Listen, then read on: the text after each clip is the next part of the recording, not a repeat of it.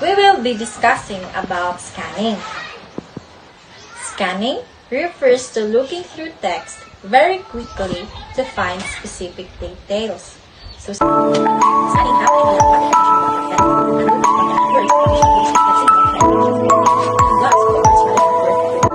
Now, we are done on our topic. So, today, let's proceed to our activity. Our activity is to read this story, The Ant and the Dog. One day, an ant was searching for some water after walking around for some time. So now that we are done reading, I want you to scan the specific answers to my questions. First, who are the characters of the story?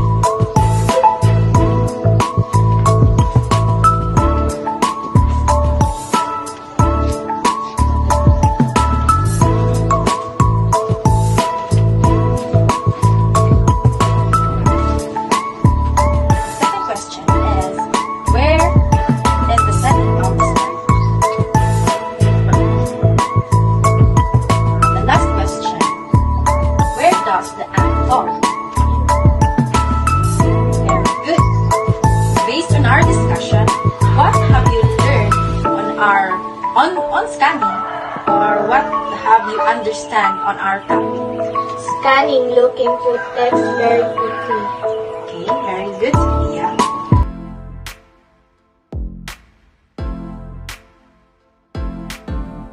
So skimming is particularly useful when you need to get a sense of content, structure, and relevance of a large amount of a text in a short amount of time. So, ang skimming daw kuno muna siya usa ka reading technique. Just for example, diba, naka-try mo jud ka nga magbasa ka usa ka context. Kaya yung sure ka siya, saan mo pagpamaagi pag magbasa ka? Putol mo siya tanan or sinura siya tanawon mo usay pasabot ani nga story. Putol mo. So kaning skimming, igura nimo siya silipon or glancing. Ang glancing mo na siya pasabot sa glancing, mo na siya mura kag muli-ili ra bitaw ka. So unsang skimming? The involved of glancing. Unsa ang glancing?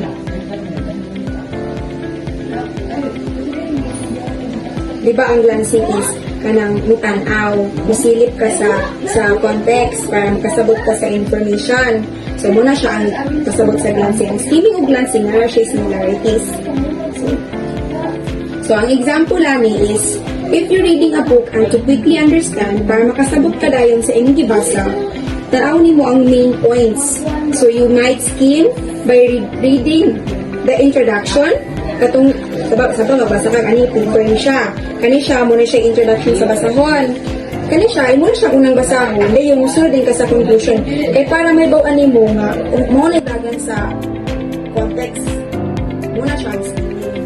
So, developing conclusion sa readings while also glancing at the first and last sentences of each paragraph. This helps you grasp the overall idea. So, pinaagyan na nga technique ang glancing, skimming, dali ra kay kasabot. Balik, kung gusto ka nga magpinakulan ka magbasa or gusto ka nga dali ra kay para nimo, dinalian na. So, inganaw na rin mo siya pag-technique. Inganaw rin mo siya pagbasa. Introduction and conclusion. Kasabot mo ka? So now, we are done to doing our pre-assessment. Let's read a short story entitled The Proud Rose. Once upon a time, in a desert far away, there was a rose who was so proud of her beautiful looks. Her only complaint was growing next to an ugly cactus. Every day, the beautiful rose would insult and mock the cactus on his looks. All while the cactus remained quiet. All the other plants nearby tried to make the rose see sense, but she was too swayed by her own looks. One scorching summer, the desert became dry and there was no water left for the plants. The rose quickly began to wilt. Her beautiful petals dried up, losing their lush color. Looking to the cactus, she saw a sparrow dip his beak into the cactus to drink some water. Though ashamed, the rose asked the cactus if she could have some water. The kind cactus readily agreed, helping them both through the hot summer. So we are done reading the short story. So I have here last activity, which is fill in the blank. So this activity will measure your comprehension in our topic.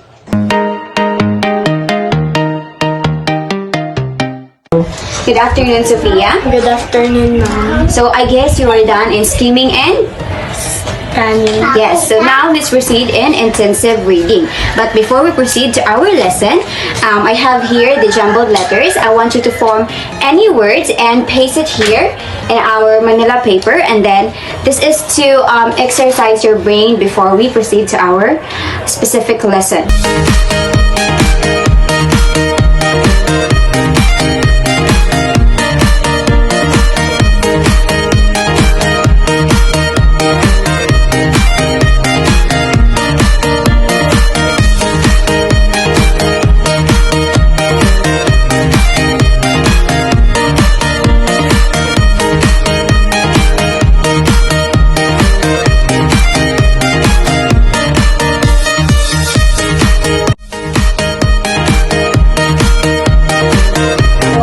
Sophia? Yes. So let's check your work. Wow, you found skimming and scanning. So I guess you really understand the skimming and scanning, no? So I guess you are ready to learn to our next topic. So it's about intensive reading. So let's proceed to our topic. It's about intensive reading. What is intensive reading? So intensive reading is a reading.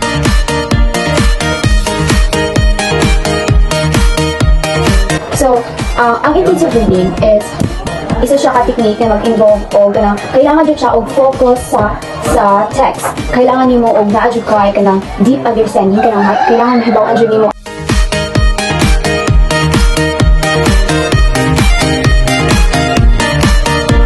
There are two types of intensive reading, the scanning and the skimming. So, since this two is already discussed in our previous session, I want you to remember their details. So, what is scanning? Looking through text very quickly. Yes, very good. How about the skimming? Looking for a main idea. Yes, very good. Good. So next is characteristic of intensive reading. There are 4 different characteristics of intensive reading, namely the focus, comprehension, vocabulary building, and annotation, then slow pace. So first nato is ang focus. So as I mentioned earlier, ang intensive reading, mag-require din siya og focus. Mag-require siya og concentration. So the meaning is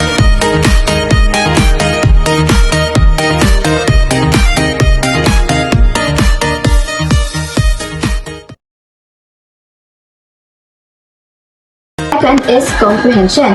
So this one, if you have no dictionary available at home, you have to look for the context clues on the text. So this one is the comprehension. So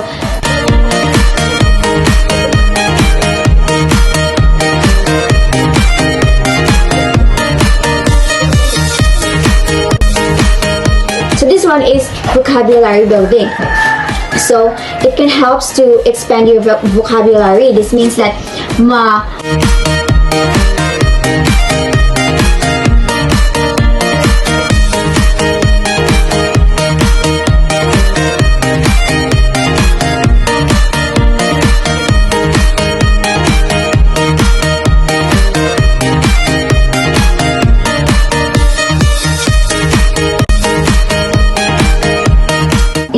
reading, pag naay kay mga difficult na words nga wala nimo nasabtan or naay mga key point or kailangan nimo siya i-highlight or imo siyang butangan bitaw kanang timaan bitaw.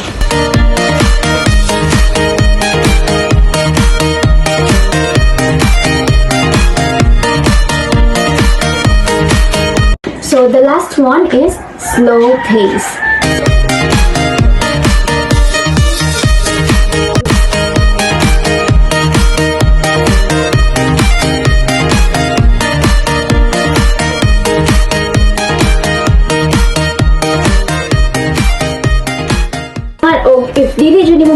kailangan nimo basahon og balik-balik ang text or ang story para jud masabtan.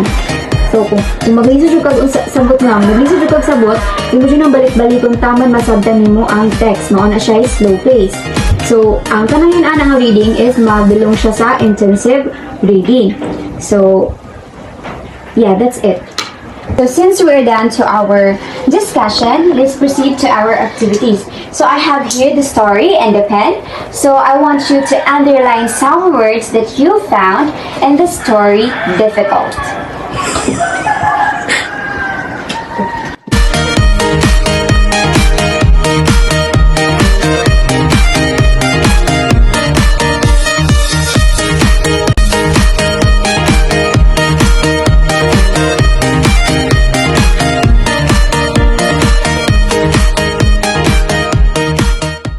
After jotting down the words that you found difficult on the story, let's use this dictionary to find the difficult words you've written and write the meaning and the other terms of the words.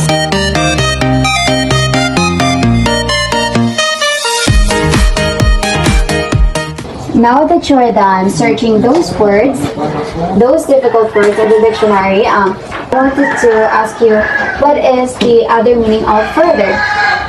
It is in addition or moreover. Yes, how about the perhaps?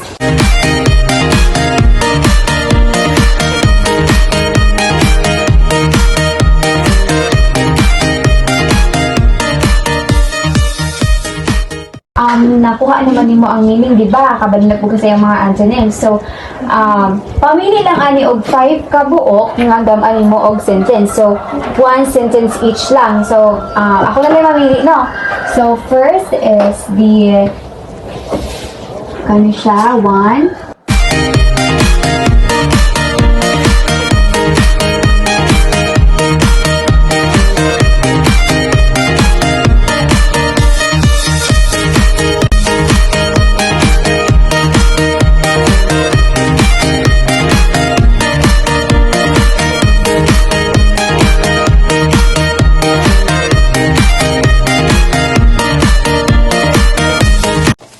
Good afternoon, Sophia. Good afternoon, ma'am. So today we will be discussing the extensive reading. But before that, I'm going to ask you about what you have learned from our previous session. So what you have learned from the previous session? I learned scanning, looking through text very quickly.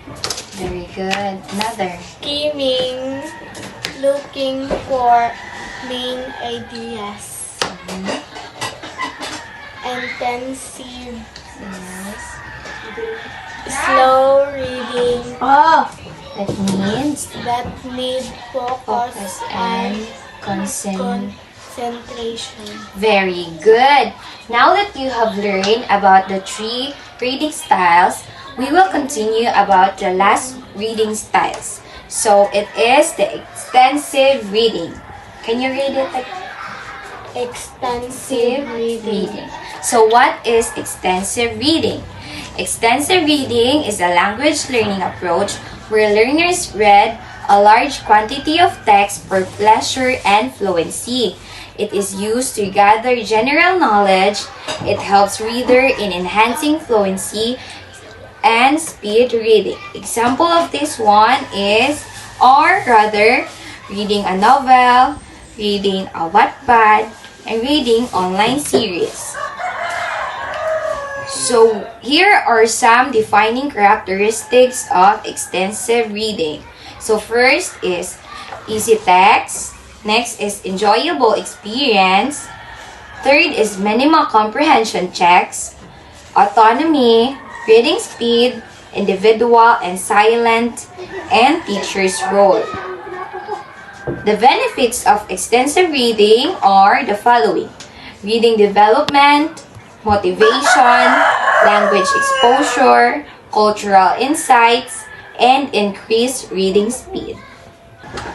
So, one of the defining characteristic of extensive reading is autonomy. which is learners choose what they want to read, promoting learner autonomy. Now, I want you to choose one stories here because later you will going to read it and answer some activities. Choose. Okay. Is thicker than water.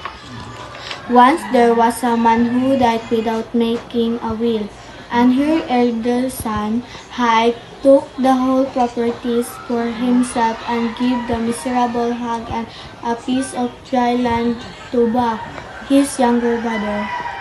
So that is extensive reading. Now that you know what is extensive reading, you are going to answer some activities about extensive reading.